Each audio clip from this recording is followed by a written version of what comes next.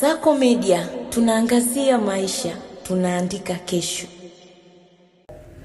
Hii miti imetoka wapi? Na nikajua labda ni muembe mdogo mdogo ulikatwa siku nyingi umeanza kuchipua. Kumbe ni keki. Ni marangu ya kwanza mshamba Kizimkazi kuona keki ya aina ile. Kwa hiyo watengenezaji wa keki, asanteni sana. Asanteni sana.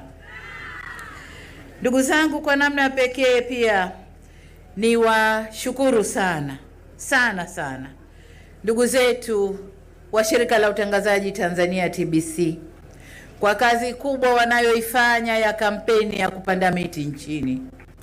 Wamekuja na kampeni ya 27 ya kijani, kwa maana kwamba kila ifikapo tarehe 27 ya kila mwezi wananchi wanatakiwa wapande miti, na wanatoa hamasa kuwataka anayepanda mti apige picha na apeleke ili wamuoneshe. Wananchi wengi wanaitikia TBC, asanteni sana, na naomba hili jambo liwe endelevu, muendelee nalo. Lakini pia niwapongeze sana ndugu zangu wa Tanzania Forestry Services, wa watu wa misitu, kwa kusimamia upandaji wa miti ndani ya nchi, lakini kuelimisha watu na kutoa miche ya misitu ya kupandwa ya matunda ya kivuli na ile ya mbao. Na washukuru sana, na naomba muendelee na hilo.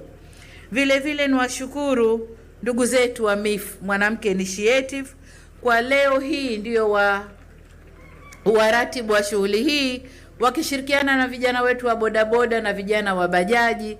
Tunawashukuru sana MIF kwa kazi hii kubwa mliofanya. Lakini nisisahau kuwashukuru pia wenzetu wa BAKWATA. Wametoa miche 1000 ya minazi ambayo haikupandwa leo hapa, lakini itakwenda kupandwa maeneo mengine ya mkoa huu. Mkuu wa mkoa utakabidhiwa miche 1000 ya minazi. Kwa ujumla niwashukuru wananchi wa Kusini, lakini hasa wananchi wa Bungi na vijana wetu kwa kushiriki zoezi hili kwa wingi. Kwa hiyo nawashukuru wote kwa ujumla wenu. Kwangu binafsi, siku hii ni ya shukrani maalumu kwa Mwenyezi Mungu kwa kunijalia kushuhudia siku nyingine ya kumbukumbu ya kuzaliwa kwangu au kuja kwangu duniani. Siku ambayo nimeichagua kuadhimisha kwa kupanda miti katika maeneo kwa mwaka huu, maeneo haya ya Bungi kilimo, lakini pia kule nyumbani Kizimkazi. Lakini tunakumbuka kwamba mwaka juzi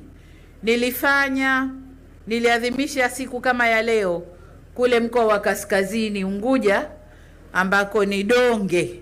Tulikwenda tukapanda miti kwenye eneo ambalo limeathirika vile vile. Kwa tutakuwa tunazunguka kupita na kupanda miti, na hili ni funzo kwenu ndugu zangu. Kila maeneo ambayo yameathirika, wakuu wa mikoa, wakuu wa wilaya, simamieni yapandwe miti, na tusisubiri lazima siku maalum kama hizi, lakini turudishe mazingira ili mazingira yarudi kwenye hali yake na yaendelee kutupendelea. Ndugu zangu, kupanda miti, na nimechagua jambo hili ili kutimiza wajibu wangu kama Mtanzania na kama binadamu ninayewajibika kuitunza na kuhifadhi sayari yetu ya dunia tuliyokabidhiwa na Mwenyezi Mungu, lakini vile vile kuacha urithi kwa vizazi vinavyokuja. Sisi tulirithi uoto wa asili mwingi sana. Tulirithi nchi yetu ikiwa haijaharibiwa kiasi hiki. Tulirithi miti mingi ya matunda iliyopandwa mashambani na ile inayojiotea tu maporini. Lakini leo mtoto wetu akitaka kula pera lazima aende akalinunue sokoni. Sisi tulikuwa tunapita tuko msituni na tunakula mapera aina yote tunayoyataka. Tunaingia mpaka mashambani kwa watu, tunachuma bila kuomba. Tunachuma kisha tunakimbia zetu. Lakini miti hiyo ilikuwepo. Sasa miti imepotea. Ni wajibu wetu kurudisha uoto wa asili, kurudisha miti ya asili ya nchi yetu ili kuleta urithi kwa watoto wetu. Nitumie nafasi hii vile vile kuwapongeza Watanzania wote waliozaliwa tarehe na mwezi kama wa leo.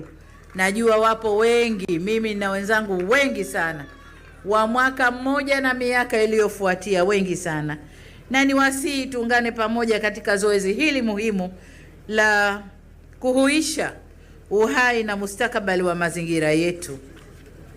Ndugu wananchi, zoezi hili tulilolitekeleza leo ni wajibu wetu sote kutunza mazingira nchi yetu kwa manufaa ya kizazi cha sasa na kijacho. Kwa msingi huo, ninaungana na kauli mbiu ya tukio hili inayosema uzalendo ni kutunza mazingira, shiriki kupanda miti, na niwapongeze wote tulioko hapa katika kupanda miti. Lakini kabla sikuja hapa, nilikuwa naangalia TBC, naona mikoa mbalimbali nchini, wilaya mbalimbali zinaendelea na zoezi hili leo 27 ya kijani. Ndugu zangu, mabadiliko ya tabia nchi si hadithi wala maneno ya nadharia, ni uhalisia tunaouona na kuishi nao. Nchi zote duniani zinakabiliwa na athari za mabadiliko ya tabia nchi kama vile ongezeko la ukame, mvua zisizotabirika, mafuriko makubwa, kuongezeka kwa kiwango cha joto na kuongezeka kwa kina cha bahari. Kwa nchi yetu Tanzania, athari hizi zinagusa moja kwa moja maisha ya wananchi na ustawi wa taifa kwa ujumla, ikiwemo kadhia ya kukosekana maji safi na salama, lakini pia uchache katika uzalishaji wa chakula, na pia inaathiri afya ya mwanadamu. Upandaji wa miti ni moja kati ya njia mahsusi za kukabiliana na athari hizi, lakini pia mti unaopanda leo na kutunza leo utaleta mvua. Kasako Media, tunaangazia maisha, tunaandika kesho.